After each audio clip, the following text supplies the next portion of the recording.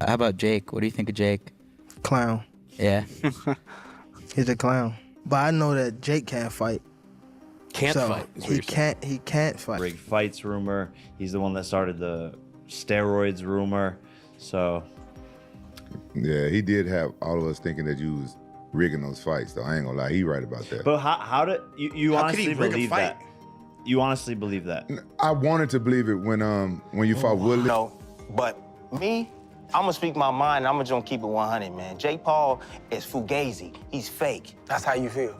Truly feel. I'll bust him up and his trainer in the same night. 2 for 1. Gervonta Davis openly mocked Jake Paul after fresh claims surfaced that Jake's fights are fixed. Davis didn't hesitate, questioning Jake's legitimacy in boxing and saying flat out that he cannot fight at a real professional level. He dismissed Paul as a hype-driven entertainer who survives on carefully selected matchups instead of true skill. The comments reflect growing frustration among elite fighters and underline the widening gap between real champions and social media-made boxers. Was training for something like this? Obviously, smaller guy.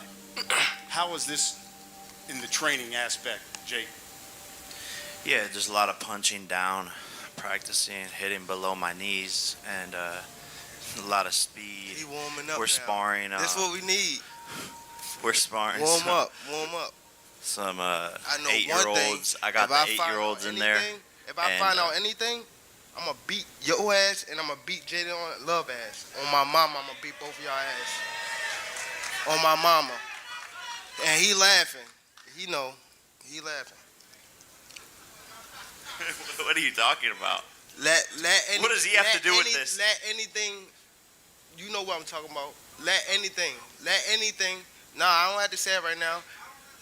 Don't worry about it. I don't got to say it up here. Let anything happen. And I'm a... Jake Paul quickly responded to the accusations, calling the idea of scripted fights dumb. He stressed that fixing fights is illegal and unrealistic, arguing that no serious fighter would ever agree to throw a bout. Jake claimed the rumors come from hate and ignorance, saying critics refuse to accept his success. According to him, there is zero evidence behind these claims, only negativity from people who don't understand boxing. No. I'm an MMA guy, though. But anyone who believes that narrative, it's like, come on, it's a federal crime. It's illegal. And you think Anderson Silva's gonna lose? You think Woodley's gonna take a fall? You guys, you know these guys. Yeah, no, I didn't think Anderson would take a fall, but you think why you passing my but you think but people think the Mike Tyson fight's rigged. You think Mike Tyson's gonna? No, I don't think Mike Tyson would ruin his.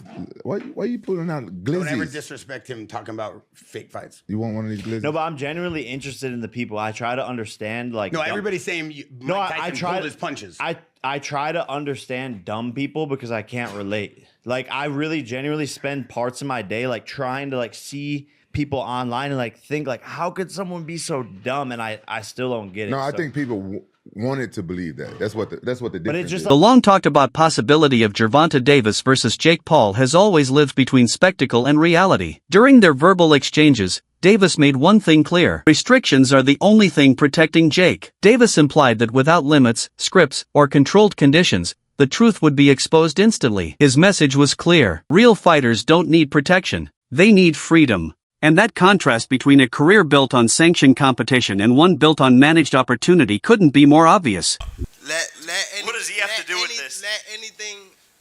You know what I'm talking about. Let anything. Nah, I don't have to say it right now.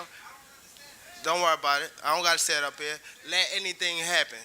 And I'm going to show you. Jake Paul and Gervonta Davis were once set to fight, but the matchup was cancelled, leaving unresolved tension between them. Since then, the rivalry has only grown stronger. Roy Jones Jr. later added fuel to the fire, claiming Jake already knew about Gervonta's past legal issues before agreeing to the fight. According to Jones, those concerns weren't new, but once another lawsuit surfaced, Jake suddenly backed out, acting shocked by problems that had existed long before. It was when he first signed the fight.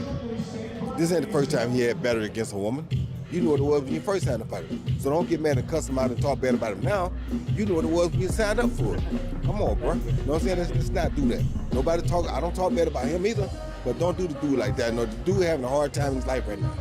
Don't just do him like that. You know what I mean? Because you knew exactly what he was when you signed him. Timothy Bradley didn't hold back either. He openly labeled Jake Paul as fake, arguing that Jake's fights lack true competitive legitimacy. Bradley's criticism was simple and brutal. No matter how much hype surrounds Jake, the level of opposition he faces doesn't compare to real professional boxing. In Bradley's view, Jake's career is built on spectacle, not danger. That's why so many boxing purists refuse to accept him as legitimate. Yo, hustle, when you've built something outside of boxing and you say, hey, yo, I'm coming over here to the sport now and I'm gonna pick and choose who I fight, y'all come follow me. If they follow him, man, I just understand what it is. I know what I'm looking at. You're not gonna fool me over here. Save that stuff for them other people, because I'm not gonna believe that I'm the face of, no, you're not the face of boxing. I'm not giving you that, because that's for a lifer. But that's what he believes. That's cool, I can't knock him for that. People believe a lot of things for a lot of different reasons.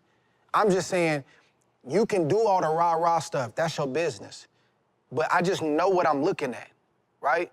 But on the monetary side and it being an event, the truth is, that when he does fight, it does bring attention around the sport. People debate, they argue, people want to see the fight. Is it legit? Is it him and Mike Tyson? No, it's an event. Amid all the controversy, Jake Paul's partner Nakisa Bidarian stepped in to shut down one major rumor. Social media had exploded with claims that Jake's fight with Anthony Joshua was rigged. Bidarian strongly denied it, insisting there was no scripting, no manipulation, and no pre-planned outcome. He stated clearly that the bout was treated as a real fight, not entertainment theater, pushing back against conspiracy theories that quickly spread online. Seen the script, rigged, this, that, and the other. Do you think now, at the very least, that talk goes away? Broke his jaw, went in there against Anthony Joshua. At the very least, do you think that you guys can move on from that? Like, that won't follow you? No, I don't. I actually, our lawyers are actively going after a number of people. One who claims to be a lawyer himself online. I don't remember the name or the handle, but it was something that had like 200,000 likes. And basically this post said there was an agreement for AJ not to knock out Jake, but AJ disregarded the agreement and decided to not get his payday, but knock out Jake Paul. So it's pretty astonishing what people say. Your dear friend Lou DiBella, saw him put up a bunch of ridiculous things and even said, Nikisa, go ahead and sue me, but this wasn't a real fight. He was pulling punches. He wasn't giving it his full effort.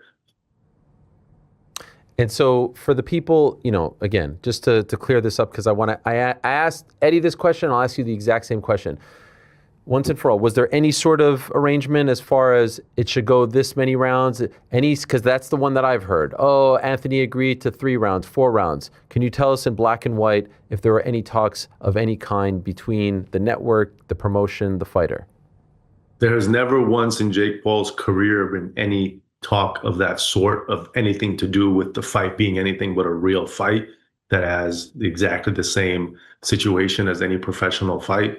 And that's exactly the same thing here for the Anthony Joshua fight. It's just beyond mind-blowing that people would think that. Anthony Joshua was on record saying that if he didn't finish him in the first round, that would be disappointing, that it would be a failure. The narrative changed as we got closer to fight night and obviously post-fight, and I understand why, but they were pretty adamant it would take max 2 rounds.